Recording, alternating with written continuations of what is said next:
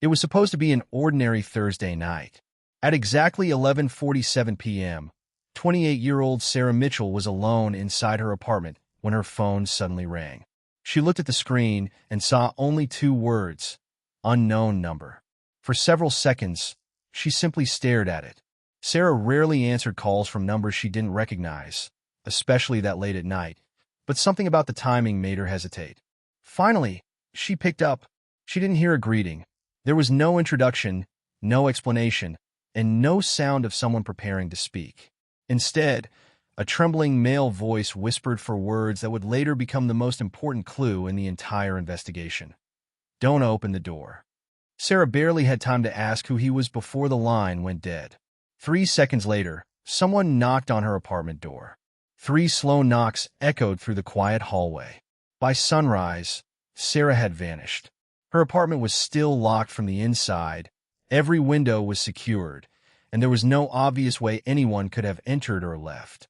The only thing investigators could recover was the final phone call on her device.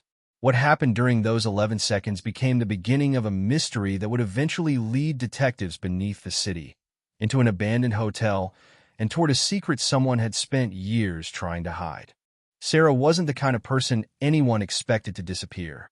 At 28, she lived a quiet and predictable life in the small city of Ashwood, where people recognized one another and routines rarely changed. She worked as a customer service representative for an insurance company and was known by her co-workers as dependable, patient, and almost obsessively organized. She spent most weekends at home reading mystery novels, occasionally meeting her closest friend Emma for coffee, and every Sunday she called her parents without fail. Sarah had lived alone in apartment 407 for nearly 3 years, and during that entire time, nobody in the building had ever seen her involved in an argument or serious relationship. She smiled at people in the elevator, paid her bills on time, kept her apartment spotless, and followed the same routine almost every day. She locked every window before bed, checked the front door twice, and never answered unexpected knocks late at night. That was why the events of Thursday were so disturbing. There was no history of Sarah running away, no obvious financial problem, no dangerous relationship, and no known enemy who might have wanted to hurt her.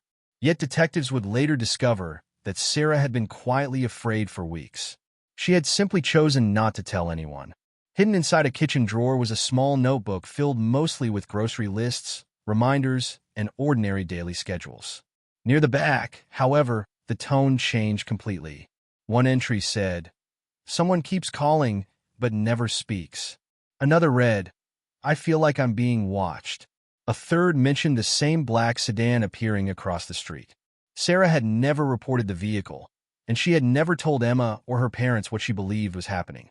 She had apparently decided that whatever was watching her would eventually disappear on its own. Instead, 3 weeks later, the phone rang at 11:47 p.m. The investigation into Sarah's disappearance began with the simplest question: what had she been doing before she vanished? Detectives reconstructed her final day minute by minute and discovered that, at first, nothing seemed unusual.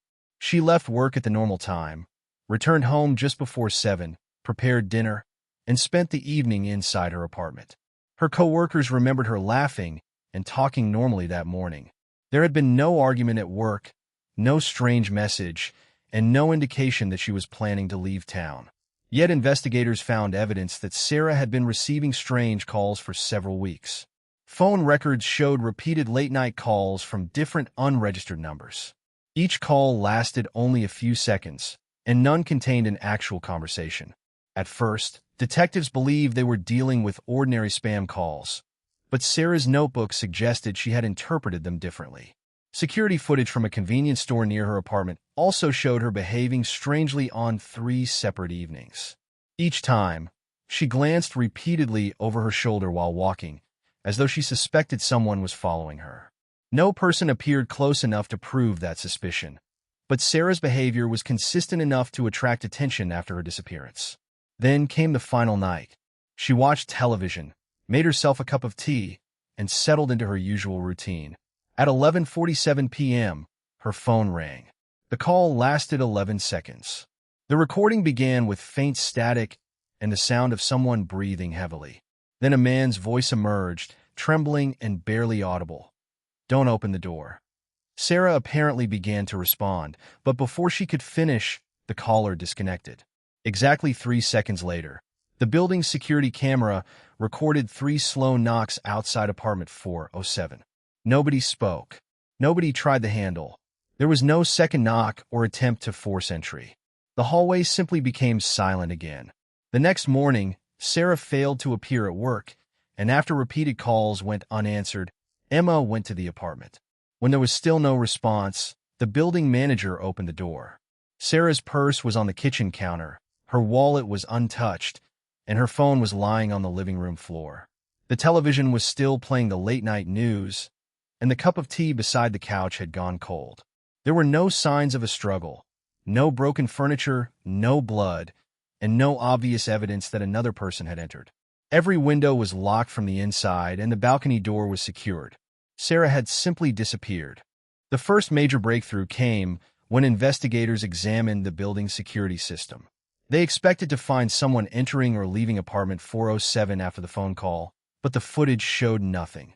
Nobody appeared to enter the apartment, and nobody appeared to leave it. The hallway remained empty before and after the 3 knocks. That should have been impossible, yet the recording seemed perfectly clear. Detectives eventually focused on the phone call itself and sent the audio to specialists for enhancement. The number was unregistered and couldn't be connected to a conventional subscriber, but the recording contained something hidden beneath the caller's voice.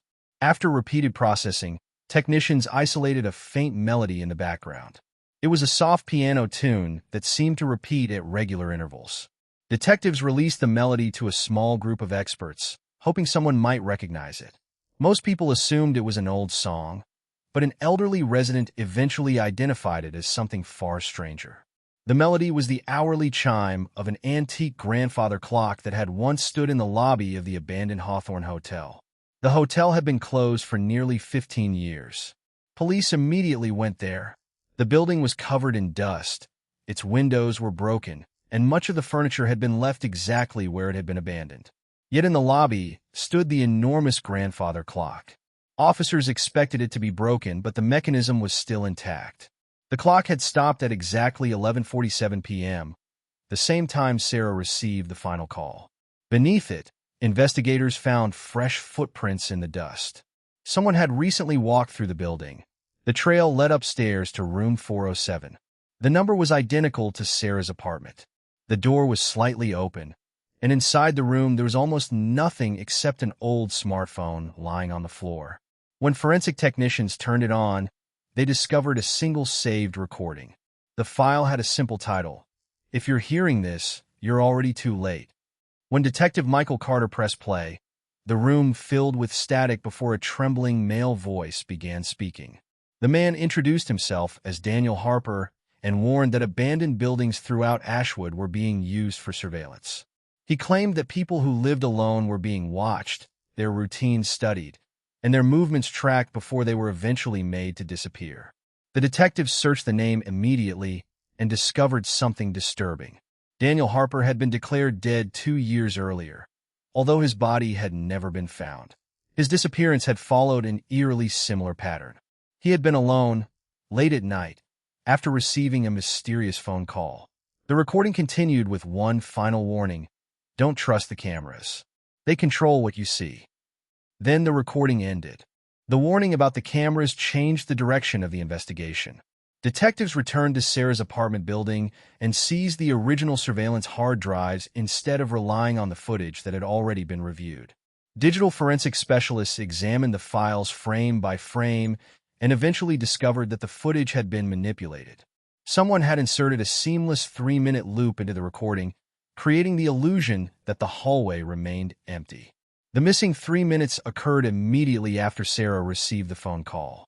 Technicians recovered fragments of the original footage, and what they found finally showed another person inside the building. At exactly 11:47 p.m., a man wearing a dark hood stepped out of the elevator. He did not knock on Sarah's door. He simply stood in the hallway and looked directly into the security camera. His posture suggested he knew exactly where the camera was and understood that someone might eventually examine the recording. After several seconds, he raised one finger and pointed directly toward apartment 407. Then he smiled. The footage became corrupted immediately afterward. When the recording resumed 3 minutes later, the hallway was empty. Sarah was gone, and so was the hooded man. Detectives now knew that someone had been outside the apartment, but they still couldn't explain how Sarah had disappeared without passing through the hallway. The answer appeared to be hidden beneath the city. Investigators returned to the abandoned Hawthorne Hotel and searched it more thoroughly. Beneath the grandfather clock, a forensic officer noticed fresh scratches in the floorboards. The clock was moved, revealing a narrow steel hatch. Beneath the hatch was a staircase descending into darkness. The passage continued far beyond the hotel and eventually connected to several abandoned buildings throughout Ashwood. Inside the underground network were empty rooms, generators, old surveillance equipment, communication devices, and hundreds of photographs. It appeared someone had constructed the network years earlier and used it to secretly observe people throughout the city. On one wall were dozens of photographs showing men, women, and teenagers. Dates were written beneath each photograph, and many had been marked with one word: taken. Sarah's photograph had been added recently. The ink was still fresh. But another photograph stopped Detective Carter in his tracks. It showed Daniel Harper. Across his photograph was written a single word: escaped. Carter realized the implication immediately. Daniel Harper had not died 2 years earlier. Someone had wanted everyone to believe he was dead. Carter barely had time to process the discovery before his phone vibrated. The screen displayed an unknown number. He answered immediately, and for several seconds there was only silence. Then the same trembling voice from Sarah's final phone call spoke through the receiver. The voice called him by name and said that he was finally looking in the right place. Carter demanded to know who was speaking, but the answer was not what he expected. The man identified himself as Daniel Harper. Carter asked where Sarah was, and Daniel told him that she was still alive. According to Daniel, the underground network was much larger than the detectives had discovered, and the people responsible had been operating for years. Sarah had not been randomly selected. Her movements had been studied, her fear had been observed, and the mysterious phone calls had been part of a process designed to make her react exactly as they wanted. Daniel had apparently discovered the operation years earlier and had spent the time since then trying to expose it from the shadows. He had warned Sarah because he knew what would happen when the people watching her decided to make their move. But now the situation had changed. Daniel told Carter that Sarah was alive somewhere beneath the city, but he had less than 48 hours to find her.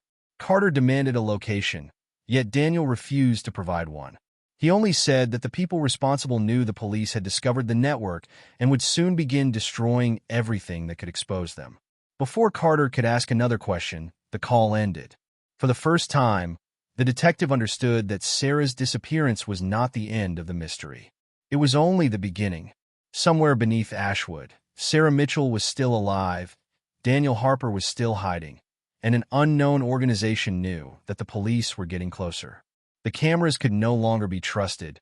The official records had been manipulated, and the person everyone believed was dead had just called Detective Carter himself. The last question was no longer how Sarah had vanished from a locked apartment. It was who had taken her, where they had taken her, and whether Carter could find her before the 48 hours were over.